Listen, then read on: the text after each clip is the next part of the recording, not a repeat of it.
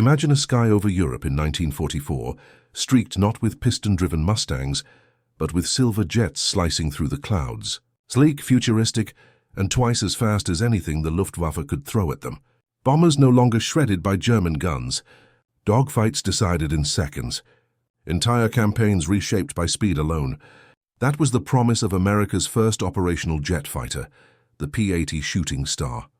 And yet, this remarkable machine never truly fought in the war. It was designed to win. It stood on the runway, engines screaming with potential while history rushed past. The paradox is haunting. The Allies had the tool that could have crippled the Me-262 threat, perhaps even shortened the conflict. But it came just a heartbeat too late. Why?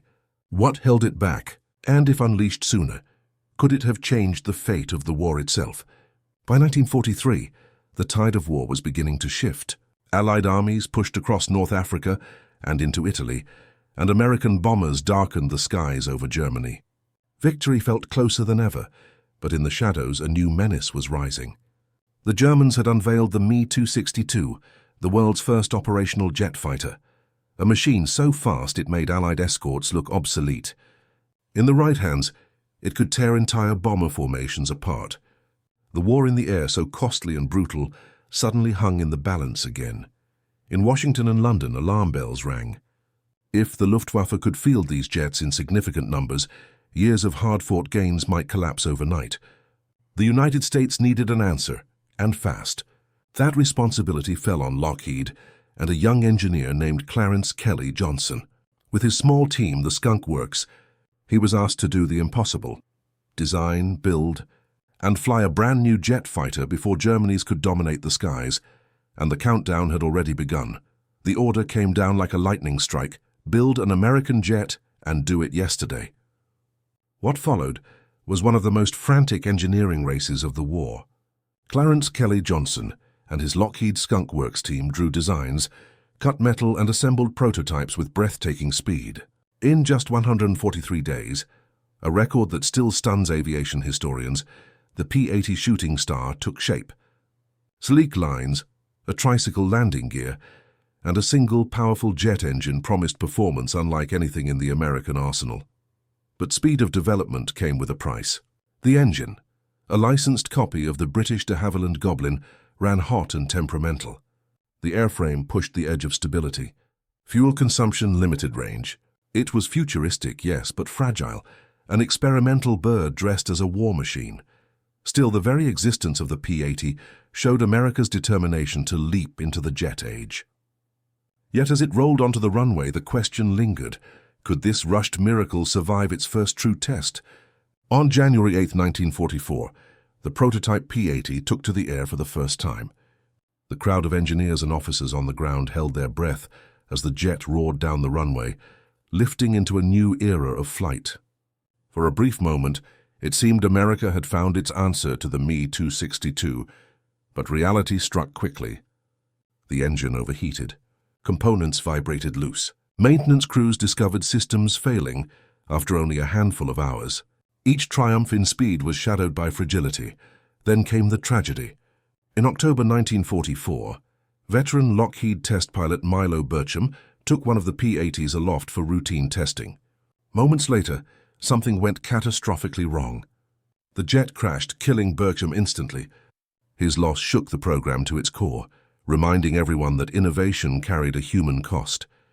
Despite the setbacks, the urgency of war pressed on. The Shooting Star needed pilots, men who would trust their lives to a machine still finding its wings. For the young Army Air Force pilots chosen to test the Shooting Star, the assignment was both exhilarating and maddening. They were the first Americans to strap into a jet fighter, the first to feel acceleration that no piston engine could match.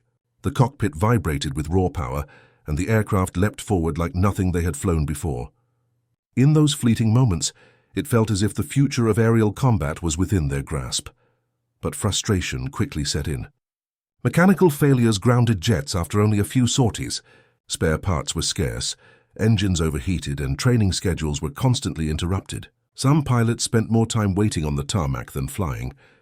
The war raged on in Europe, and many of these men wondered if they would ever get the chance to prove their new weapon in battle. For them, Every delay was more than inconvenience. It was a reminder that history might pass the P-80 by before it ever fired a shot. By late 1944, progress finally began to show. Engineers refined the engine, adjusting airflow and materials to reduce overheating. Aerodynamic tweaks smoothed out instability, while small but vital changes to systems made the jet safer and easier to handle. Each improvement was hard-won, but the results were undeniable. The Shooting Star was beginning to live up to its name. Test pilots reported blistering speed, approaching 500 miles per hour in level flight, nearly 100 faster than most Allied fighters. The jet's tricycle landing gear made takeoffs and landings smoother, and its heavy armament of 50-caliber machine guns promised serious firepower. At last, the P-80 was proving it could challenge Germany's vaunted Me-262 head-on. Confidence grew within the program. Reports circulated that America might soon unleash its jet squadrons overseas. For a brief moment, hope flickered that this machine could still alter the war's final chapter. But as engineers celebrated, the calendar told a harsher truth. Time was running out. When the P-80 finally hit its stride, it showed glimpses of what could have been a game-changer. Against piston-driven fighters like the P-51 Mustang or P-47 Thunderbolt, the Shooting Star's sheer speed was staggering. It could climb faster, dive harder, and dictate the terms of engagement in almost any fight. In simulated dogfights, it proved nearly untouchable, an aircraft that could fire, disengage, and return before the enemy even realized what had happened. And compared to the German Me-262, the results were even more tantalizing. While the German jet was slightly faster, the P-80 handled better at lower speeds and had fewer of the dangerous quirks that plagued Luftwaffe pilots. On paper, the Americans had built a jet that could meet Germany's wonder weapon on equal footing, if not surpass it in combat effectiveness. But all of these revelations came in training fields and test flights, not battle. The Shooting Star's brilliance was undeniable, but history's window was closing fast. In early 1945, the P-80 was finally ready for war.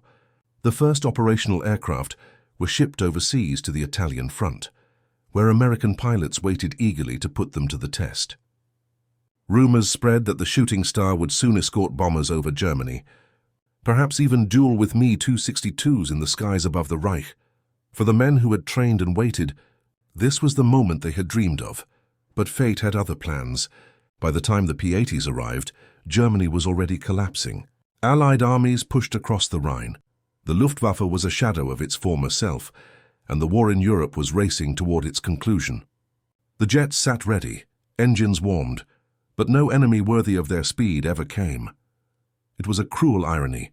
The machine that might have tipped the balance arrived only when the fight was nearly over. Though the P-80 never faced the Luftwaffe in World War II, its story was far from over. In the post-war years, it became America's first truly operational jet fighter, serving as the frontline guardian of the U.S. Air Force. By the time the Korean War erupted in 1950, the Shooting Star was no longer a secret project. It was the jet that American pilots took into combat against Soviet-built MiG-15s. While outclassed by newer designs, the P-80 proved invaluable as a trainer, a stepping stone into the jet age. Thousands of pilots made their first jet-powered flights in its cockpit, learning the skills that would define aerial warfare for decades to come. Its sleek silhouette, once too late for Europe, became the blueprint for America's future fighters. The P-80's legacy, then, was not in the battles it fought, but in the doors it opened. It marked the moment the United States left propellers behind and embraced the future. So could the P-80 Shooting Star have changed the war? The question lingers like contrails fading across a silent sky. If it had arrived just a year earlier, imagine the possibilities. American bombers escorted by jets immune to German interception, Luftwaffe squadrons cut down before they could climb, the Me-262 robbed of its aura of invincibility. Perhaps thousands of aircrew lives might have been spared. Perhaps the final battles of Europe would have been shorter, less costly, and yet history rarely bends to what if. The P-80 was a technological triumph born in record time, but it was bound by logistics, by resources, and by the relentless march of events. Its timing sealed its fate, not as a savior of World War II, but as a herald of the jet age to come. Still, there is power in the paradox. The Shooting Star never fought the war it was built for, yet it shaped every war that came after. It carried America into a new era, where speed and innovation defined victory. So we return to the haunting question, was the P-80 a missed chance to rewrite history? Or was it destiny's way of giving us a glimpse of the future? One war too soon,